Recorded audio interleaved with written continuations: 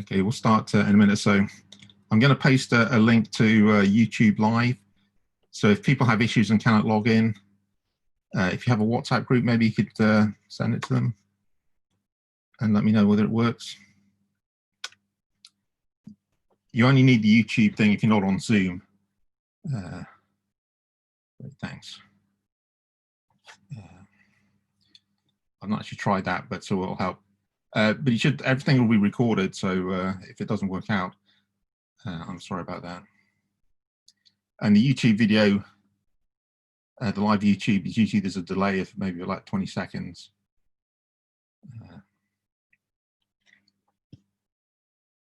Okay, so let's get started.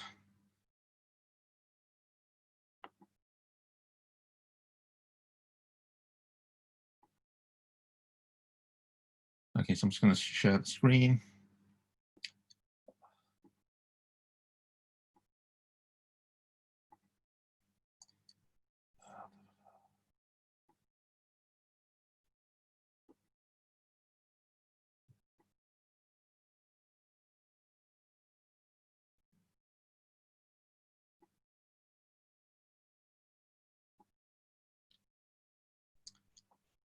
Okay, so I put some slides up. Can everybody see them?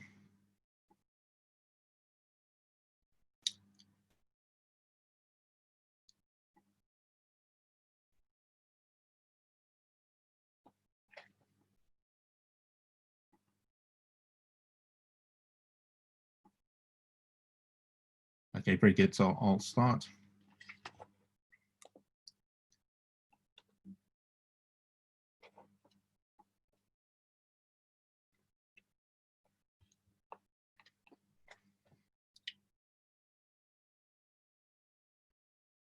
Okay, so my name's Craig McNeil. Welcome to COMP5000, Software Development and Databases. I'm sorry it's a slightly difficult situation because of the pandemic, but we'll do the best we can. So I'm a lecturer in theoretical physics at the University of Plymouth, and a little later on I'll give you a little biograph when we look at the kind of LinkedIn profile.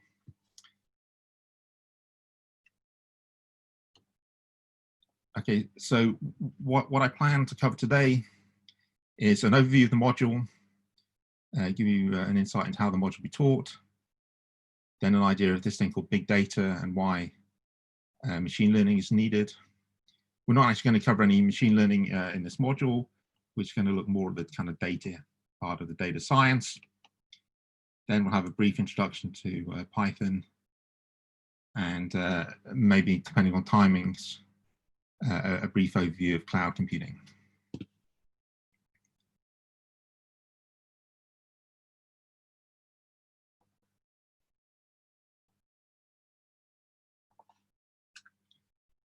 Okay, so this module is it's going to give you the basic ideas of data science, and we're going to look more at the data part than the statistics. Also going to introduce programming in Python for data science applications, and this means all the times reformatting data rather than when I teach mathematicians, we tend to write Python codes to simulate programs and solve equations. But for a kind of data science application, we're going to spend more time reformatting data. And then there'll be an introduction to relational databases and SQL. A lot of companies have data and databases. And obviously, as part of the, we need to get data to do analysis.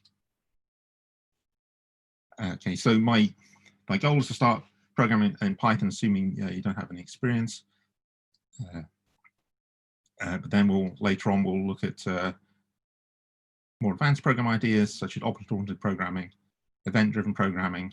Event-driven programming is things like GUIs, and at the end we'll also look at functional programming a little bit, because Python can do that if we have time. So that's kind of general overview.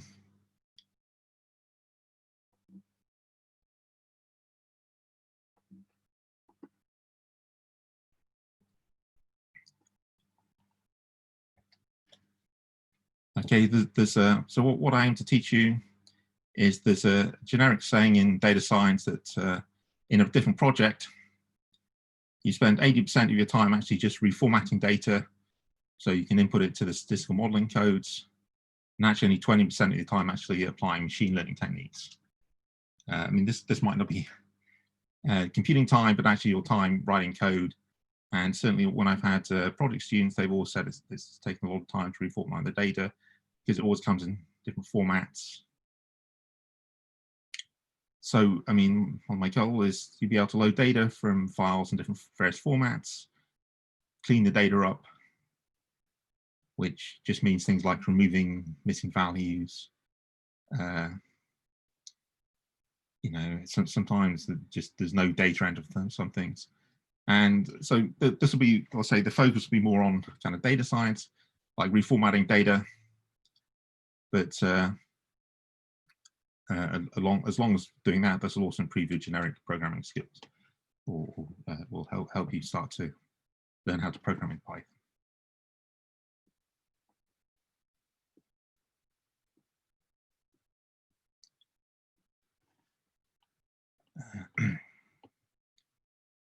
Okay, so we're mostly going to deal with data. For example, how to load data into Python. There's a variety of formats. There's actually more formats than you might think.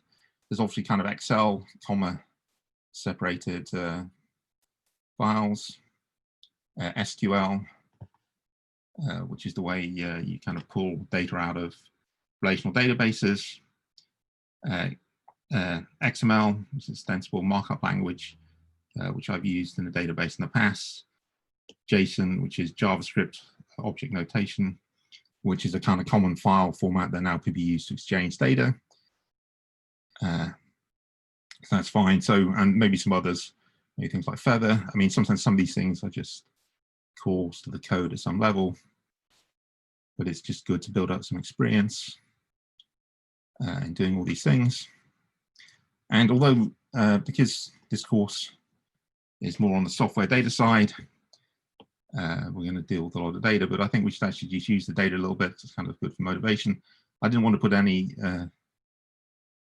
machine learning or statistics things that's covered in other modules, but if we load in the data, we may as well do something with it. And so we'll just look at things like basic descriptive statistics, mean, median, standard deviation, things like that, just to summarize the data, and then also some plots, histogram, bar plots, scatter plots, and maybe some more advanced plots that Python has. And then once you've done some of the stuff with the loading the data in, you get to see some kind of pictures and things. And then we don't have to get too much into statistics.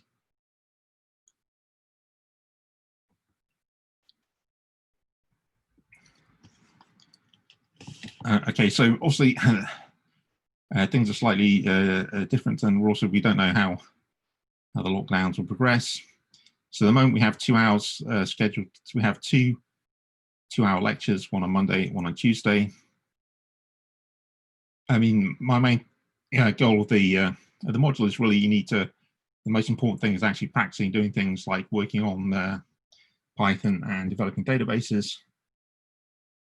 So I'm almost certainly not going to use the full 2 hours, and I'm not really planning on speaking more than an hour in each kind of times. We'll see a bit later. I'll have some selected videos on learning to program in Python and databases. Some of them we'll use from LinkedIn Learning, which have quite nice resources. And every week there'll be weekly exercises on Python programming and working with databases. As I say, I mean, it's kind of a practical course, and really the only way to improve your programming skills is by writing code, or at least trying to solve problems. And so I think the most valuable thing is you try to do some of the exercises, and then if you have problems, you ask for help. Also, it'd be a lot easier for us all if we had kind of scheduled computer lab sessions. For a variety of reasons, I'm in a slightly higher risk category, so I didn't want to do that. So I'm going to help you either by email or Zoom, so down at the bottom. I've written a document on the DLE. I mean, I'm quite happy to provide help but we just need to organize a system where I can see your code more efficiently. Because in the past, on other courses, I get like screenshots of code from students, and really I need text, because then I can try and run it. If there's a problem with something, I can just put it into Python, have a quick hack around with it and see what's wrong with it, and then get back to the student. So I've written a little document on the DLE, which is the digital learning environment, that explains it might take a couple of iterations. It might be that we share folders on OneDrive, and then I can just pick up a piece of code, you tell me what to look at. And I should say, so I mean, the thing is practical, so I don't really think, obviously you need an introduction to material, but the most important part is doing the exercises. And I should, even though I've put on the top, it is important to actually write code, but I spend a lot of time reading books, even with the internet, just to improve my coding skills, and reading other codes, and that just helps as well. But the bottom line is you actually have to be able to write code.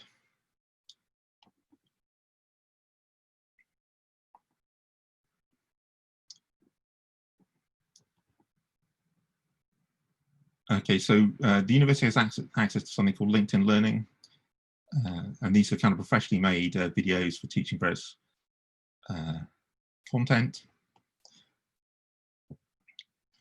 So LinkedIn is a professional network. It's now owned by Microsoft.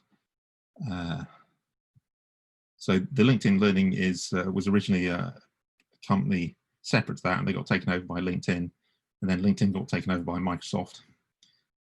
So LinkedIn was founded in 2002, before Facebook. So it's a network more for kind of for work rather than play. You don't put up pictures of your cats, but it's more something you can use to build up a CV. I mean, there's no pressure from my part for actually to use it to get a LinkedIn profile. There's information here on LinkedIn Learning. So it's a paid service, but the university, because you're a student here, you have access to the account via this link. And I just wanted to show you, when I finish a course, I actually get a badge on my LinkedIn profile. I'm not entirely sure if this helps getting jobs. I mean, I have been contacted one time out of the blue by a recruiter looking for people doing high performance computing. And I do know somebody who was offered a job actually via Twitter, which was very strange. But it's just something to be aware of. There's no pressure on my part for you to do it. Let's look at okay.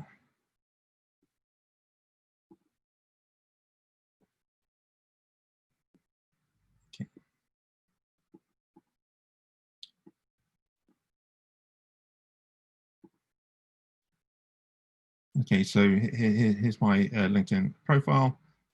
I'll show you the online learning in a bit. So I just put this, so here I have a little kind of bio. So I've worked, lattice QCD is a sort of field of part of nuclear physics. And I've used a lot of high performance computing.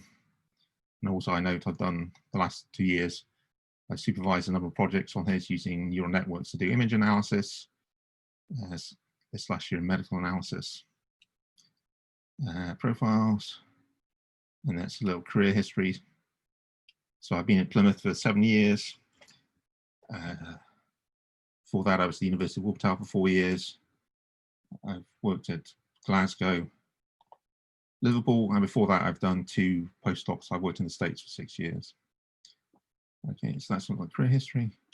But then down here, every time I finished a little project on LinkedIn Learning, I get a little badge. Obviously, I watch this one for you guys rather than to learn stuff for myself. And then each one I've done some e-learning type things. So the main way we're going to kind of keep all the material together is via the DLE page. This is the top. Okay, so there's some kind of generic overview, documents, resources. Okay, I probably should have done this.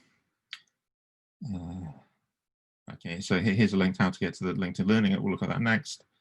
And then the way I structure thing, here's the first week, there's just general blurb what when to do. The LinkedIn learning is actually in this red thing. I've kind of wrapped some of the videos a little bit with a bit of text because sometimes they use things that we're not going to use, but most of the Python code's okay, but sometimes they use different kind of editors and things, which is fine. And sometimes they install Python in a way we don't recommend. And down here, we'll talk about later on how it's going to be taught. We have computer exercises. This week, there's 4. I mean, let's see if we've got the level right. I'll put up the lectures, and I'll probably link in the recordings. And there's also a little checklist. None of this will be it's part of the assessment. But there's a little checklist there. You can tell when you've done the sort of minimum that I expect. Watch and attend the teaching sessions, work through the video, set up your Python environment, and work through the computer exercises. So they're just little tricks trying to keep you engaged in the course. And I've taken in the past, not very recently, online courses, mostly on computing, force computing, and I found it kind of sometimes difficult to keep on track because I'm also, working in things, and you have to be quite disciplined to make sure you continue to do the work. Okay. Yeah, so I've selected videos for what to watch. That's on the DLE.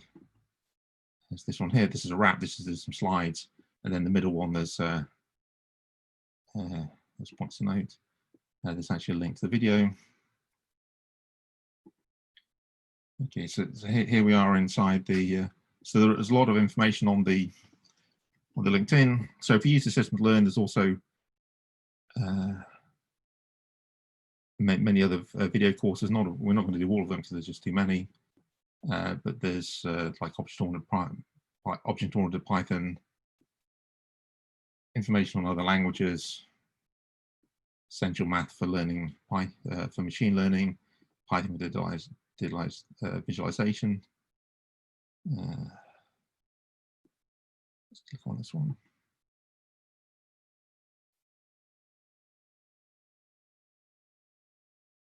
The amount of data being generated is enormous. Today, most companies are looking to use their data. Okay, so it's a person talking. So they all look kind of the same. So okay, there's the pandas here. The stuff is sectioned. There's also like a written transcript, and some of them have exercises as well. Yes, this one has exercises. So I'm going to kind of create some of the useful ones. I've already chosen 1 or 2, and then every week you'll either watch 1 or 2 depending on how much you can manage. Okay.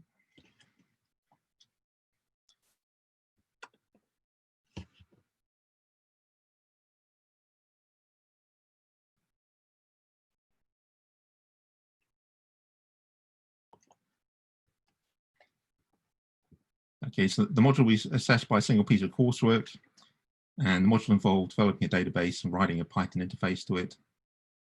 The coursework can be completed in groups of 2 or individually. There'll probably also be the bulk of it will be, the mark will be shared between the 2 students, and there'll be an individual component as well. I'll probably release the coursework sometime in late or mid-November, and the deadline will be Wednesday, 13th of January. I mean, offside. I don't really expect you to. Well, I mean, if you want to, but the idea is not to get you to work over the Christmas break, but it's just because there's just a single piece of coursework, and we need to kind of build up a kind of skill base of things for you to be able to do it. So you need some experience with working with databases and some experience with Python, which we'll develop during the module.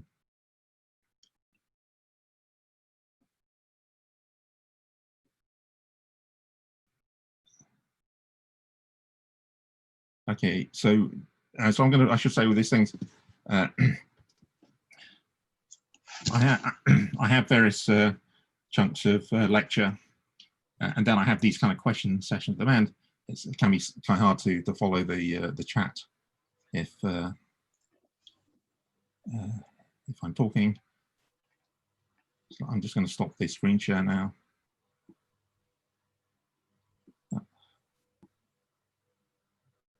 So does anybody have any questions for me? No, yeah, I have a question. I have a question regarding LinkedIn Learning. Basically, what type of, can you tell us the name of courses on LinkedIn Learning that you would recommend for learning Python? I mean, within this course. Yes, so I've selected a course on the DLE. Mm-hmm. So if you look on there, there's a red slide. Mm-hmm. And I've written, so because there's a red slide for week 1. Okay. And then in the middle of that, there's the link to the yeah. I provided. And when we completed this course, because just yesterday I skipped through it, so after completing this course, are there any additional courses that you would recommend on LinkedIn Learning? So I've selected one for next week, which also goes over Python in a bit more detail, and also does things like web scraping. So I'll make some. My plan is to add 1 or 2 videos per week, but I also recognize that some people are at different levels of programming. So I'll add in some slightly more advanced in a little section, because also, I mean, I have a student, an undergraduate student working on machine learning in a project at this time, and it's kind of useful for him to watch it. But I understand because some people who had some programming experience might want slightly more advanced courses. Okay, for me that's all. Thank you very much. Okay, thank you.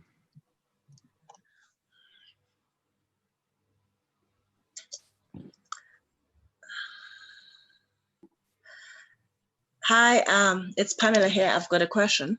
Sure. Sorry, I joined a bit late. I was struggling with with the link. So I just want to find out the programming language that you will be using for this course, is it only Python or also C#? I'm not sure if maybe I missed something. No, so I'm just going to use Python this time. Python, okay. Yeah, so I should explain. Yeah, so this course I'm going to teach using Python. Okay. Luciana and Gosha are going to use R. So there'll be a slight mixture, but they're both standard. They're both standard languages. Oh, okay, all right. Right, thanks.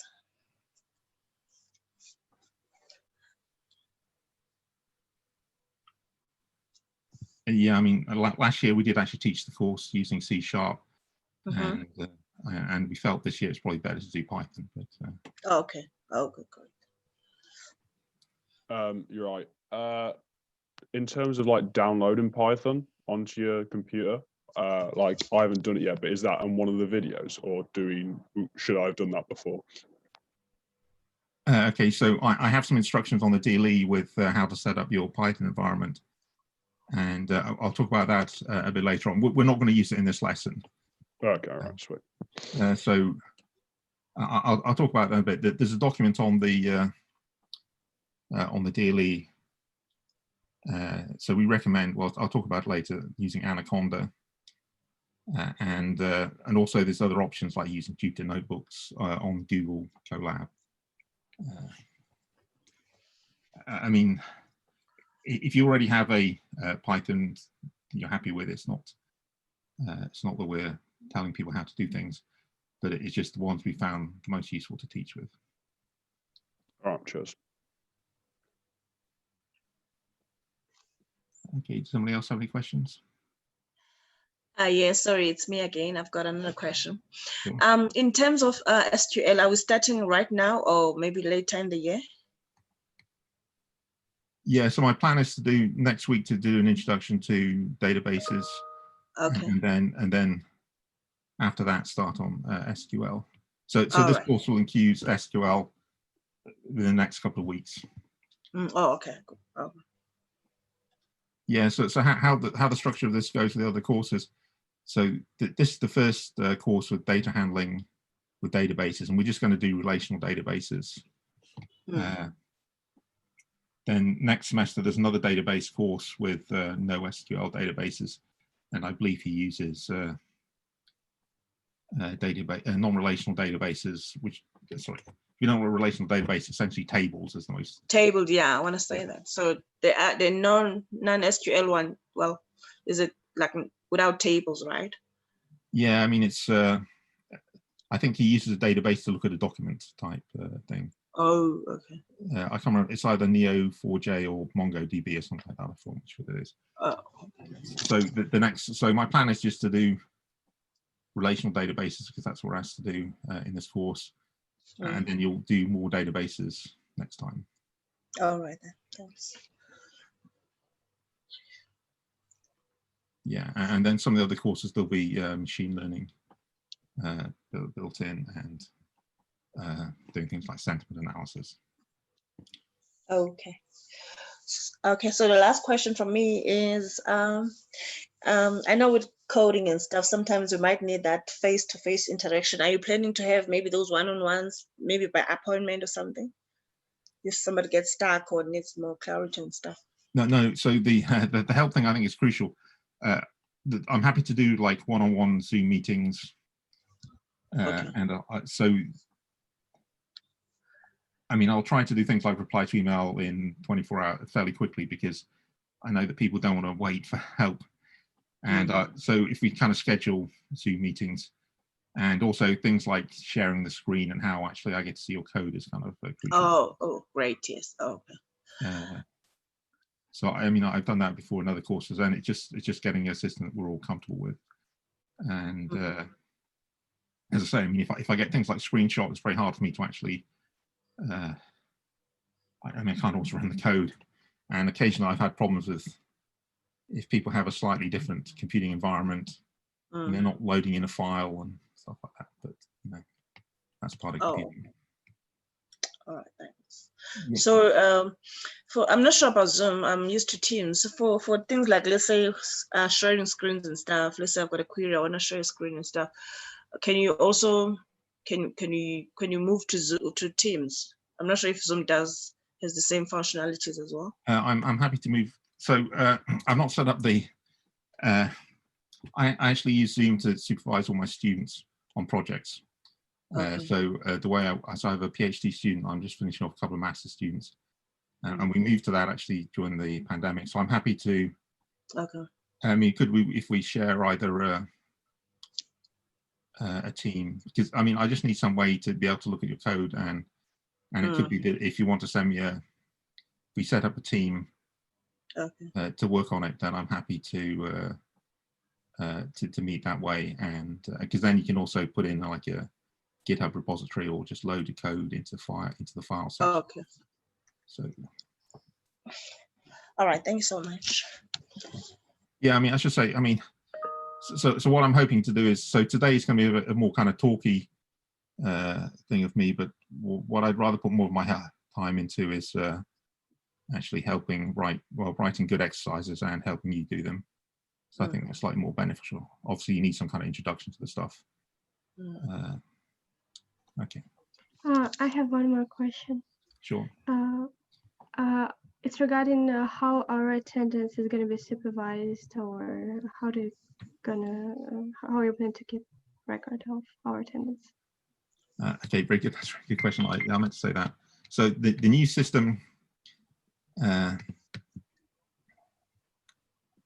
The new system of using these Zoom meetings is it's meant to record the attendance in the system automatically. However, because it's being used the first time, it might take a little bit of well, you know, technology never works the first time, so it might take a couple of times to get work. I mean, certainly if people, I know that people are on different visas, their attendance is quite important. So, I mean, I'm kind of flexible. If you send me an email, if you missed the Zoom meeting or you're watching it live on YouTube, because you can get in, I'm happy to manually upload you. Also, I don't want to get emails from 30 people, but I mean, if you have the majority of people going in via the Zoom meeting, and if not, the older system is you get a code for the which you can enter into something called S4. That's is that okay? I should have mentioned that. Sorry. Yeah, thank you. Also, it's mentioned in the chat that there's a check-in in Plymouth, but it requires a password, and I don't think that we had this sort of password or something. Yeah, so I mean, I could have set that up, but the system, I was told that actually the Zoom, if you come in via the links, it'll do it automatically. I mean, Okay. it could be if we go for a mixture of people watching on YouTube and live and Zoom, that I'll do another system. But so if you're in the Zoom meeting, and I believe and the technology works, you should be on attendance. Okay, thank you very much. Yeah, so obviously the first week is going to be teething problems. I mean, I should say, I mean, we're slightly flexible on attendance. Obviously, you know, things happen in people's lives, but if people kind of disappear, you know, for 2 weeks, these things tend to get noticed, and then you start getting emails. And obviously, if you're on a kind of tier 4 visa, it's important to keep up the attendance somehow. But I mean, if you, you know, if you have a one-on-one Zoom meeting with me, or you know, send me enough emails, that I'm happy to just mark attendance anyway. I mean, it's really just making sure we're actually kind of engaged in the course. So, Doctor, our lectures will be each Monday and Tuesday, each week at same time, 9 o'clock? Yeah, so I mean, I took over the course quite late, so there's timetabled course on Monday and Tuesday, but I don't want to talk for the 2 hours. So it could be, there'll be, and there might even be less than that. So, I mean, the idea is to introduce it, and then also I'd rather kind of do podcasts and things. So it could be we have, I want to have at least one lecturing session a week, just so we all kind of catch up.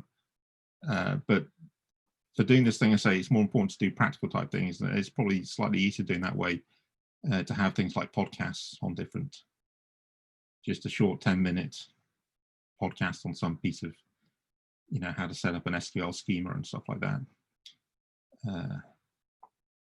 So when we have this time, but I mean, and we might, if we go to this system, then we might move the Monday lecture from 9 to a bit later.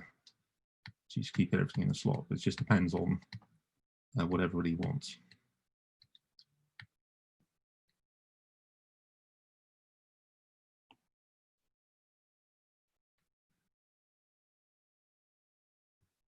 Okay, so okay. Is there any other questions? Hi. Just to confirm, is this 100% coursework then? Yeah, it's one piece of coursework. One piece of coursework. Okay, that's fine. All right, thank you. Okay.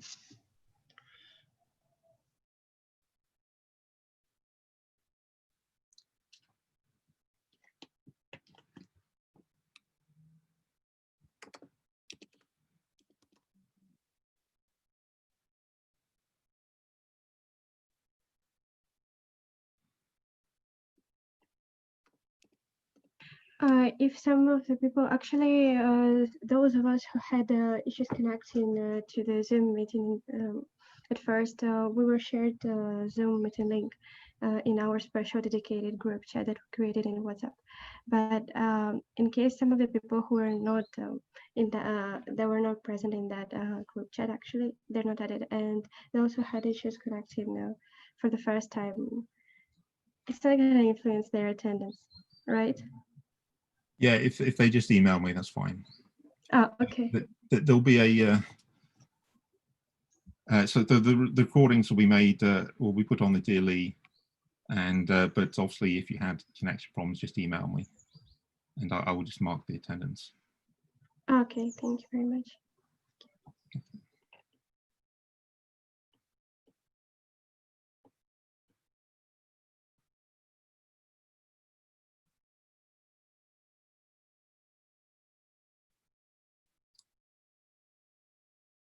Okay, is that everything? Okay, so I'll start.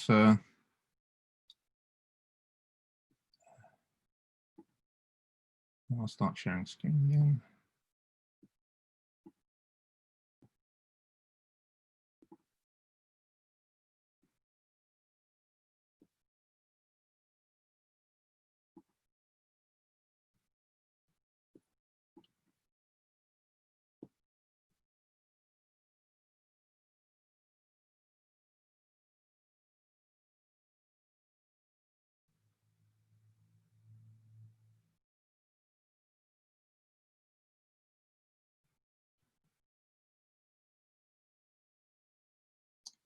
Okay.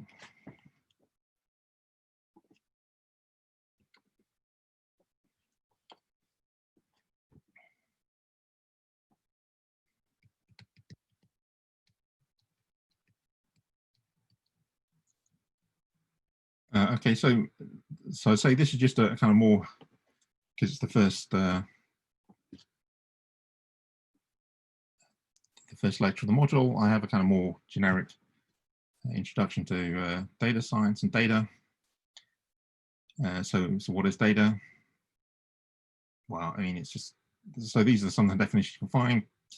Characteristics or information using numerical collected through observation. And in a more, sometimes it's just numbers or text about an object. There's a sort of distinction between data and information, where sort of data is just like raw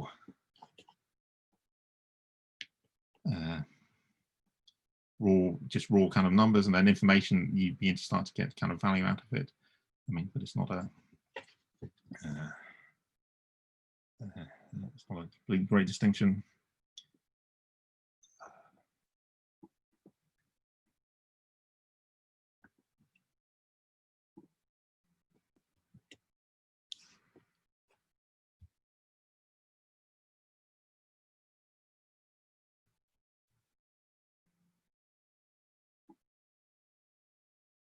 Okay, what's doing that?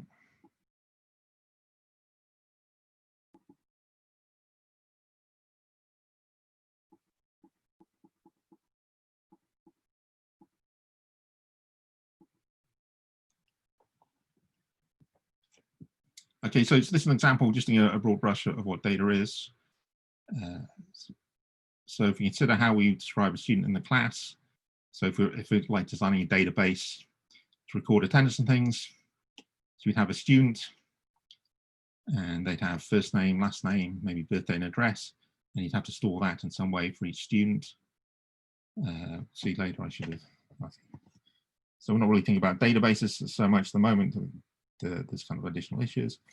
As the course progresses, we get additional information such as attendance at different modules, attendance per week, coursework marks.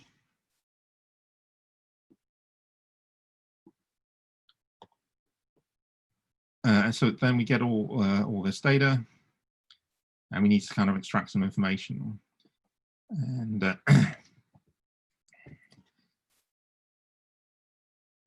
so, you know, we collect all the stuff and we want to get some information from it. So this is actually a course not on the master's, this is on a foundation year. So this is kind of pre-honors degrees. And so they've taken like information from a course 10 years ago, and there's the overall mark here, percentage, and then pass. You have to get above 40% or fail. So what you're doing here is you're kind of driving information. I'm not doing this to scare you or anything like this, but so in the database, there's all this information about attendance, and then there's overall mark, and you can kind of see that typically people with good attendance also get good marks. And this is just an example of, you know, each piece of information on its own doesn't really tell you too much. But then when you kind of combine it together, you can start to get some kind of information out, something else. I mean, there is a, I mean, I was reading about this in the past. There could also be, there's a famous statistics phrase, correlation doesn't apply causality. I mean, it's not clear that actually attendance is a thing to help. It could just be that more organized students attend more. It's not exactly their attendance that's helping. That's another interpretation. But with increasing use of smartphones, we can record additional information. So I mean, that's the previous thing is like a standard database has been in universities for a while. You just have, you know, attendance, addresses, names, but also we can now be, because we have this DLE, you can also work out how long the student's been on the DLE per week, how much they download, how long a student spends in the library. Also, it's a bit difficult at the moment, but I mean, I did read that there was one university where they were actually using attendance at the library as a sort of metric for testing how diligent the student was. Unfortunately, one of the students just went into the library, swiped his card 5 times, and then that built up his metric or time in Zoom meetings. So all these things, we're getting started with big data now. They're online a lot more. That we have all this additional information, and can we add value? Can we use it to do more interesting things? And this will lead us to the idea of big data.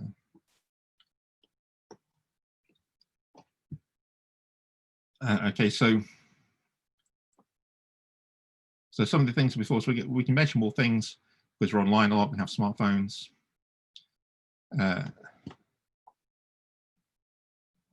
well, we don't do some of these things. These are not to scale, but this is some of the opportunities. I mean, there's actually quite a big market for educational technology. So some of the information can also be used to judge the teacher. And then certainly in the US, I was reading a book, and they said that they looked at the students' marks and grades and how things progressed. And one student was fired because one year their performance went down. And this comes down to the kind of ethics of the algorithm. I mean, ideally, if we had more information, even based on quizzes, we can provide additional kind of tailored help for the students, so that could be good. And also we could develop kind of more statistical methods to build a model, say, which uses all the data to predict the final grades of the students. And actually, so 2 people who were no longer at the university because they took early retirement. In the management, we're going to try and build a model using all this additional information to produce the probability that the student is going to pass a module. So, I mean, if you took that'd be like a generalization of the previous graph where you look at attendance and then try and predict their grade. And if you have all this more additional information, you can kind of say predict a probability you're going to get various grades. I mean, I'll be a bit nervous about telling this to students because if you're told you're going to get 80%, there's some probability of getting good marks on 2 courses and very poor marks on another course. A student might spend more time on the other course, and then the grades in the other modules then dip down. So there's quite a lot of risk. But with all this additional information, there's quite a lot of opportunities here to do more interesting things.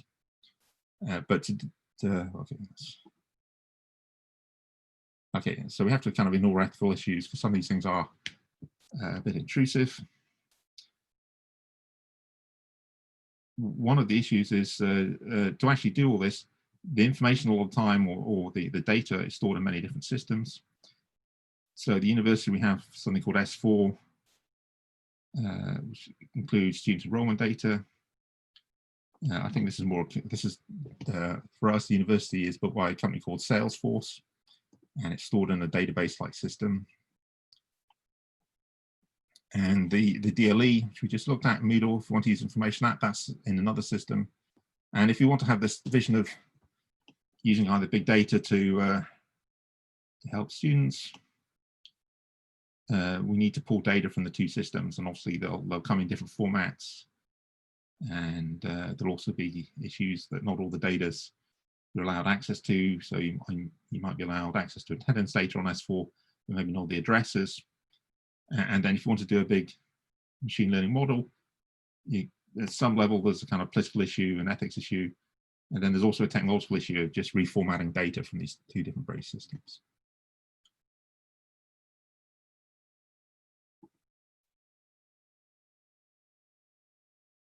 Okay, so I mean that's why we're kind of doing this.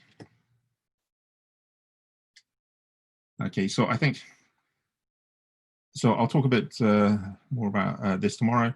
I think I'll skip down to the Python, and we'll deal with some of the other big data stuff a bit later on.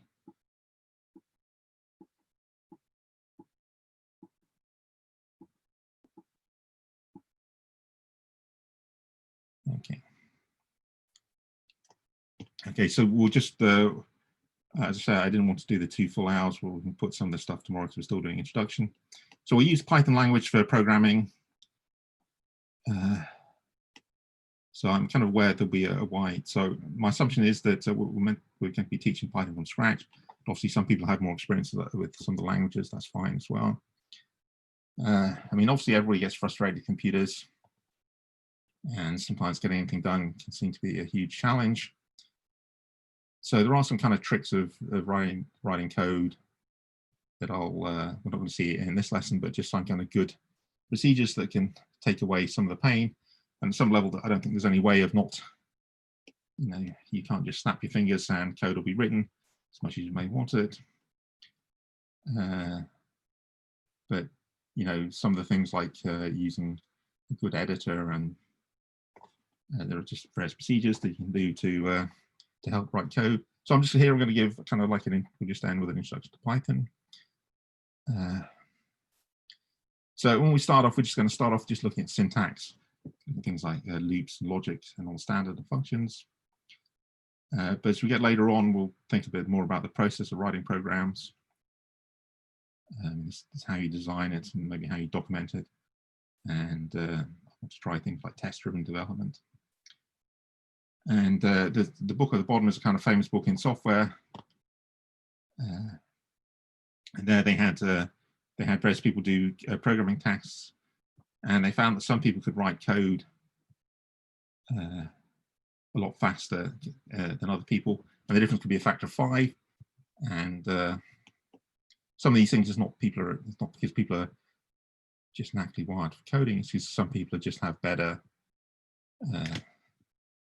You have a little bit of experience, but also some people just have better practices, and a lot of time I spend a lot of time trying to make it so I can write computer programs more efficiently, so I can then spend more time thinking about statistics.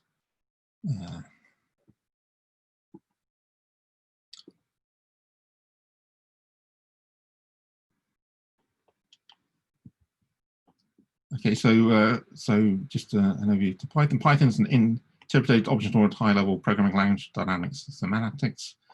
Some of these words are, well, we'll see a bit later in the course what object-oriented means. Interpreted means you don't have to compile, you don't have to run a compiler to convert the text into something else that can run. The dynamic semantics we'll talk about later. So Python is one of the main languages used in data science. It's also heavily used in areas such as physics, simulations, website development, and other type things. So Python is used both by beginners and experts. So there's a big push in various communities to actually get children to learn how to program in Python.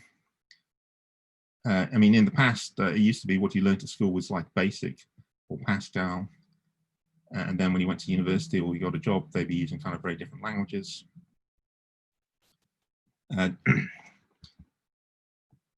So actually, the Python is a computer language. It's actually, there's a software foundation, and their mission statement is promote, protect, and advance the Python programming language, and support and facilitate the growth of diverse and international community of Python programmers. So quite often with what you don't want with the language is there to be many different versions. So in the past, well, maybe we'll talk about that later, but so there is sort of one organization that is sort of defining what Python is. And that's good because otherwise you end up with slightly different versions.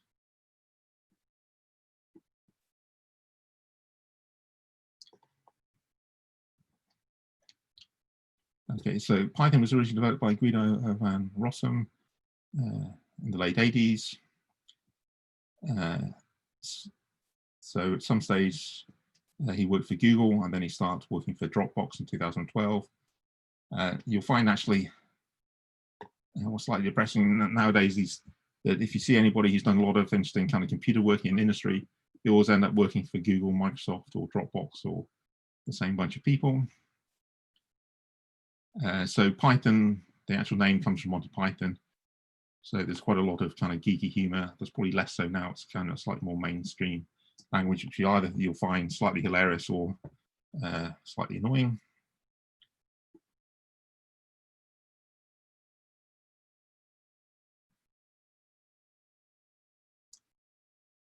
Okay, so installing, if you have your own laptop, we recommend you install Anaconda. This is a, so we'll see a bit later. So Python comes around with a lot of kind of libraries. So there's the kind of core language. Then when you're doing applications, a lot of libraries, and Anaconda just bundles together Python and a whole bunch of different libraries that are useful for data science. And at some stage, it will be useful to, we'll talk about this at the end, Google Colab. So this is actually Google allows you to run Python in the cloud in a web browser. Well, actually, the code is in a kind of web browser. It's actually running their data centers. And so I have a little bit of information about that. So I've used that in the past. You have to have a Google account to do that. And that's a kind of free tier type thing. I should say there are only recommendations. I mean, if you have a working Python system, it's fine. You're just kind of making recommendations to make your life easy. There is Python installed on the computer labs on campus, and in the document on the daily, I describe there's a link to how to actually log in. I'm still checking with the person in the school who's responsible for liaising with the IT people at the university, and there's still maybe some issues with the exact Pythons installed on there. But you can actually log in via a web page. You can log in via a web page to a PC on campus if it's free, and that might be an easier way than, or you can go in physically on campus. But obviously there'll be issues about social distancing, and but I mean, it's up to you.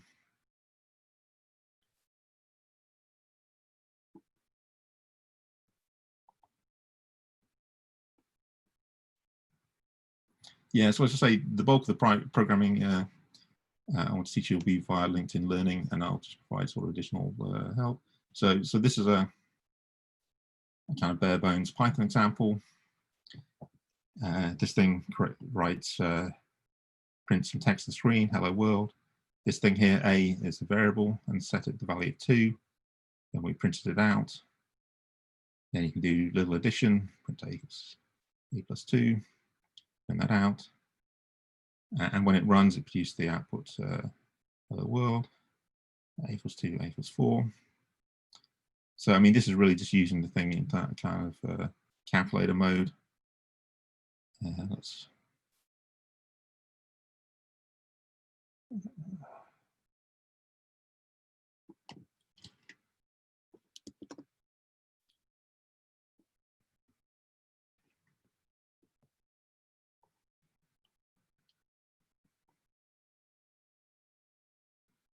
okay, so I'm just pulling up something called Anaconda Navigator.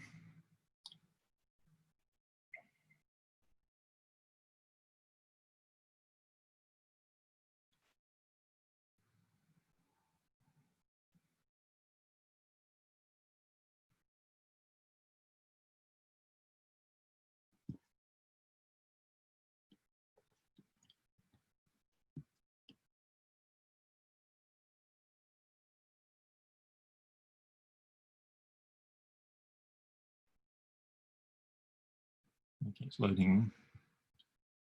It's slow to load up.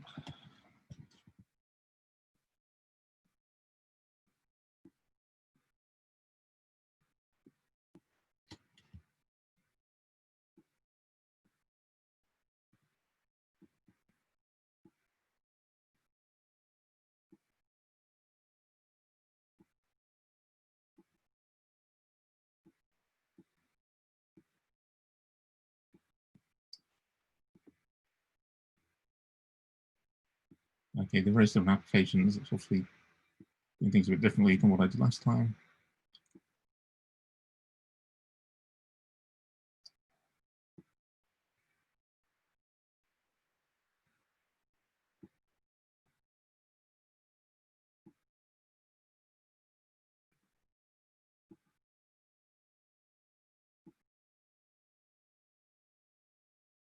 Okay, I was going to show you the editor, but somehow I've managed to lose that. It's kind of annoying. Ah, here we go. So this is what I want to look for. So spider. There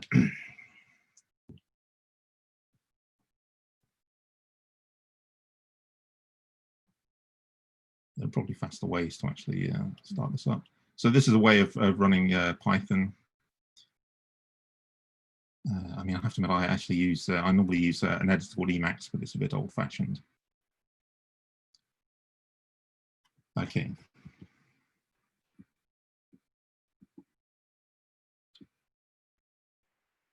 Okay, so this is what we kind of recommend. You can obviously do what you want. So here we have a little Python code. We have headers. I'll make a little podcast how to use it more effectively. You click on here, you get to run it. And it's produced the output. Here you can also run Python. So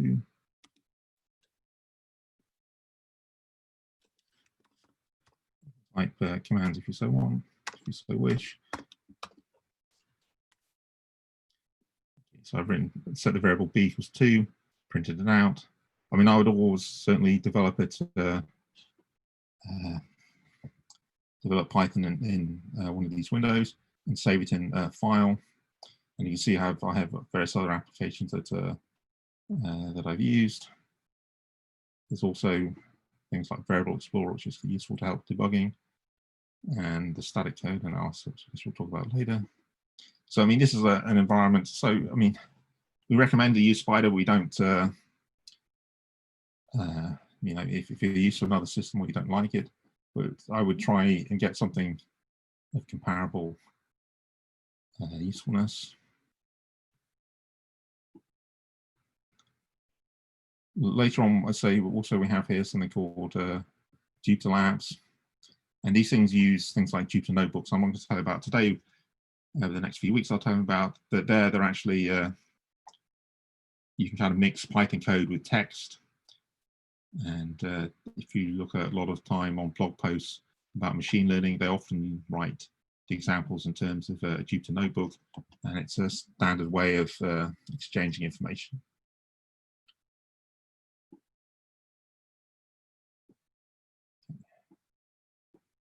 Put out that.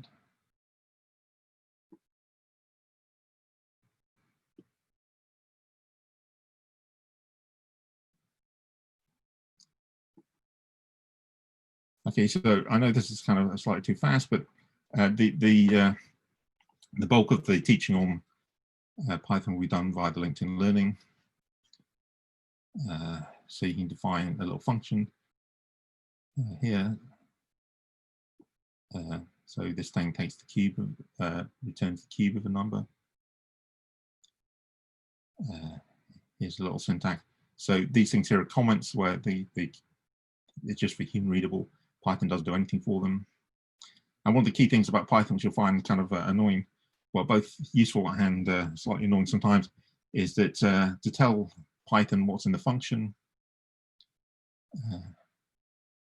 there's you have to indent at the same amount of white space. I think there's 2 spaces here.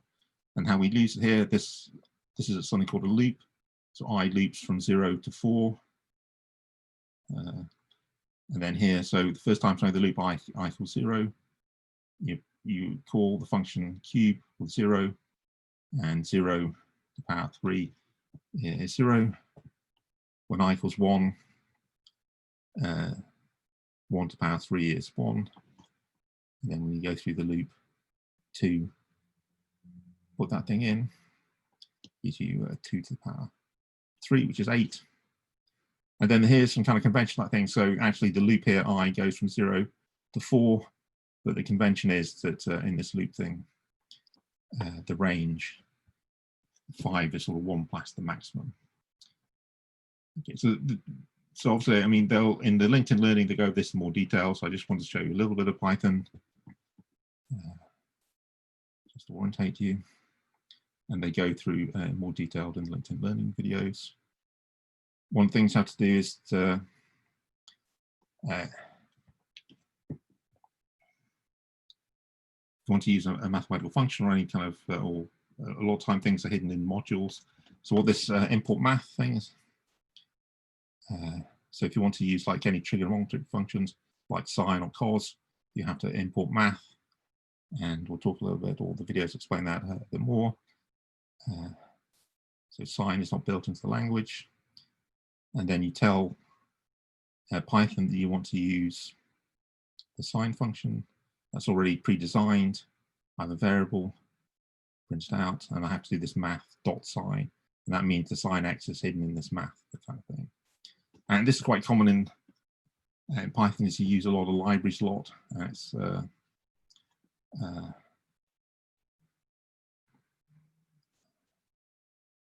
important. Let's look at that. As I say, I mean, we're not going to use, I mean, inevitably use some mathematics. We're not going to use too much. I'm not going to expect you to solve quadratic equations, but I was going to do some descriptive statistics. It is useful to understand tables and a little bit what a vector is, what some of these loop notation. So in common with many languages now, usually there's a kind of core language of how to do loops, functions. And then now they also have a lot of extensive modules. So NumPy arrays, matrices, these are something like tables and numbers. SciPy is library of algorithms, mathematical tools. Matplotlib is for plotting libraries. Real is regular expressions. This is a way of, if you get text and you want to transfer it into something else.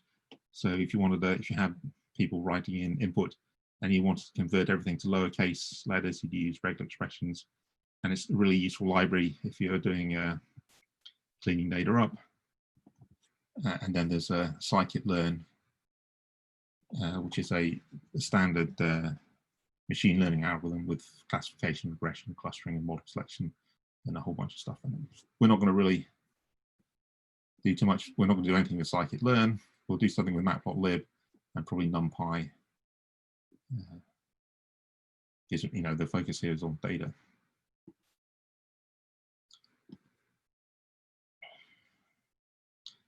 Okay, so the thing about different versions is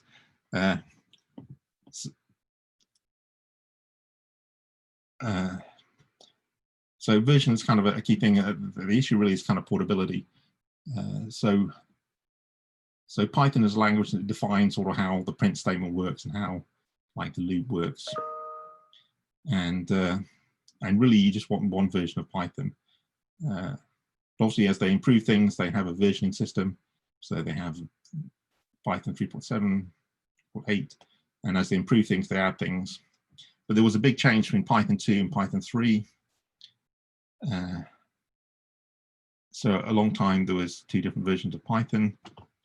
So the more modern one was 3, but so I was using Python 2 maybe a couple of years ago. So the Python 2 is no longer supported. However, unfortunately, when I looked at the computer labs, they seem to have installed Python 2 in the Anaconda, so we're hoping to fix that. There are some differences, but the main differences actually is hello world, not hello world, sorry, the print statement. There are more differences than this. But the one I mainly find is just the way that the print statement works. And it's important. And so I recommend you just working with Python 3.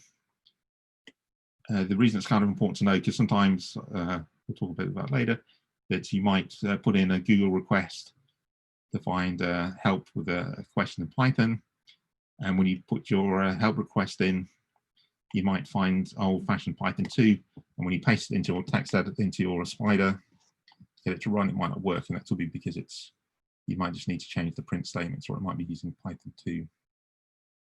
And then sometimes there are other differences as well, but you'll see this kind of discussed. So it's something to be wary of.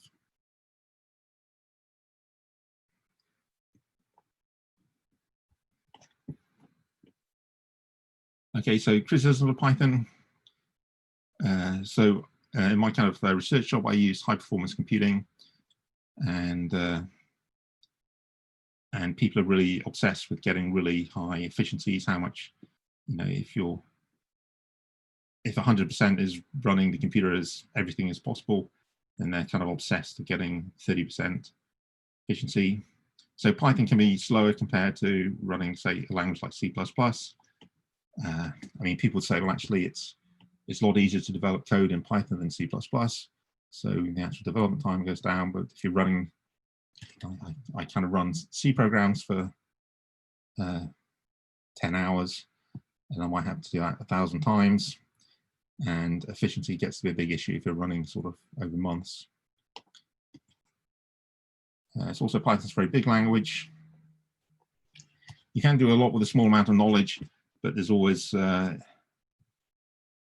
just lots of different ways of doing things, and that's kind of fine. But sometimes if you look on help from Google, sometimes the help will be using something quite sophisticated that you never really understood, and then you have to modify that example a bit. That can be a bit of a pain.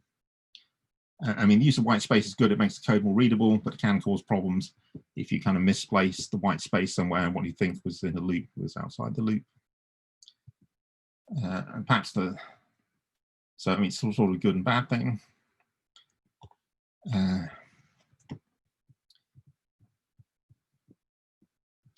perhaps the main problem I have, which is also a generic problem, is if you're doing machine learning, you end up requiring many of these modules. We saw we needed to do sign function, we needed the math module. But if you as you start installing machine learning libraries, the system's meant to be designed so they don't interfere with each other. In practice, I've had problems if you install like the Keras machine learning library, it can break another installation. So codes that used to work stop working. There are ways to get around that. But this can be a bit frustrating. There are things like virtual environments we'll talk about. I should say at the top, I meant to say that so Python can be slow compared to C++, but you can actually put a Python wrapper over codes in other languages or other libraries, which can get good performance on. So it's not impossible to get good performance. And the one down at the bottom is Python is not R. So I mean, computer languages sometimes it's like supporting a football team that people get very fanatical about it. So some people would have their own choices for their computer language. Let's say in data science, if you read on Sign, there's a sort of mixture between people needing both Python or R. And it's good to have a good experience of both those things.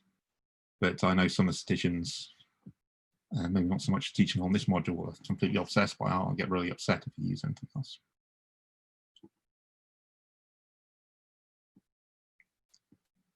Okay, so I mean, the thing on Python is probably a bit too fast. It's meant to give you a high-level overview. Obviously, the LinkedIn Learning will be the ones to be the way to actually get into the syntax. And I've provided some problems for you to do this week.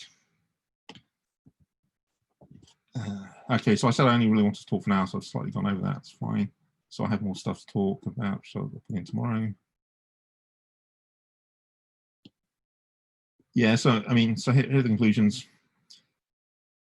What I want you to do this week really is, well, set up a way to run Python, either in Google Colab or however.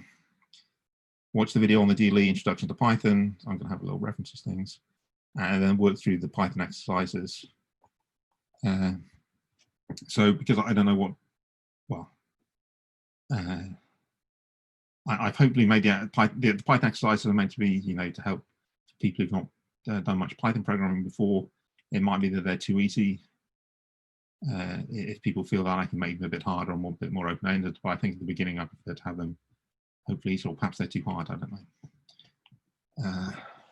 Okay, so that's going to be the end of the session. Do you have any questions?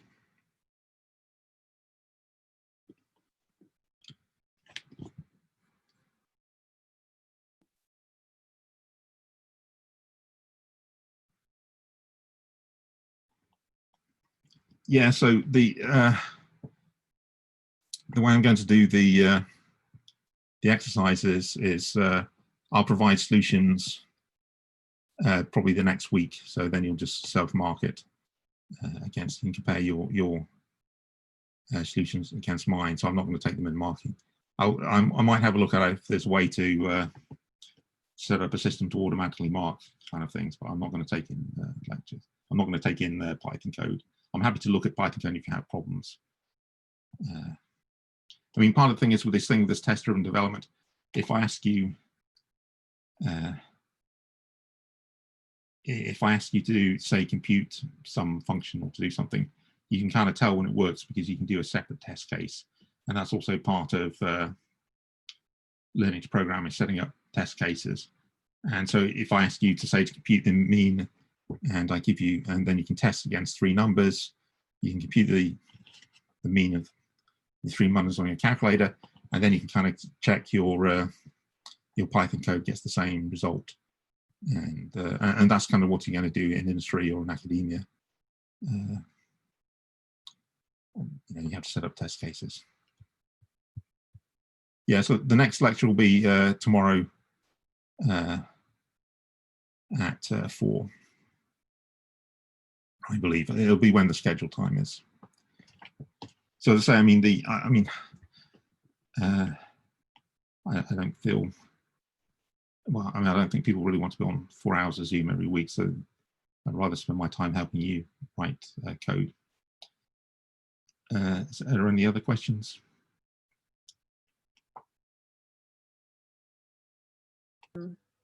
Hi, Craig. It's Pamela again. You just made mention of test cases. So do you mean that we need to basically, you know, normal test case that you use in the industry, where you write all the instruction and see if all the steps pass and all that? Is that what you're referring to? Well, I mean, there's a kind of light version of it where you, when you, so when I write code, I try and have a test, and it could be you just do a hand calculation. There are Python libraries that'll do that'll not automatically. There are systems that'll okay, so say for calculating the mean, I give you 3 numbers, you divide by 3, and then you test your code against that. You can put it into there's a kind of Python system that'll record that answer and then compare your code answer to that. Oh, okay. So these things are known as unit tests. So it's not like, yeah, so there'll be some discussion of testing. And the reason you might want to do that, or the reason they do it in industry, is sometimes you want to clean the code up a little bit by, you know, you might have done it by hand, or you might say, well, I can simplify the function a little bit, or, you know, I can make things a bit more general. And then you make your changes, and then if you have a test suite where you have these test cases that use 3 numbers, you have 3 numbers, you know what the mean is, you make your modifications, and you run your code and check against that. All right. Okay. Thanks.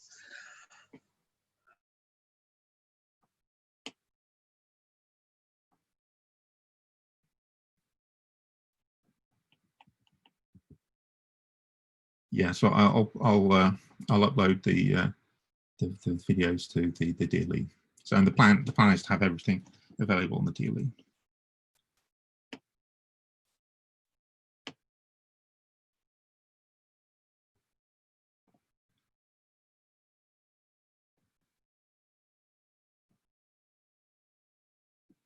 Okay, are there any more questions? Otherwise, I'll end the meeting now.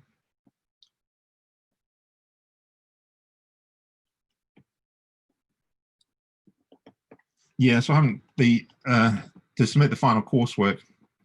I haven't entirely decided on that. There'll be an electronic submission thing where I want to see code, but it might be that you also upload a video, because I think the plan at the moment is to have you design a database, and then you have like a little GUI interaction with the database using Jupyter notebooks.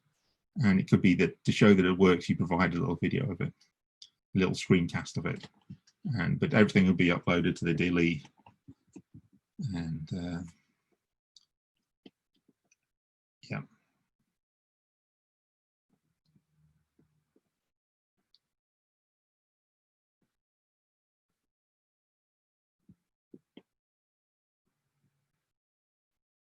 Okay, so I'm not seeing any more questions. So we'll have another lecture tomorrow. and then you can ask further questions. I hope everything's clear.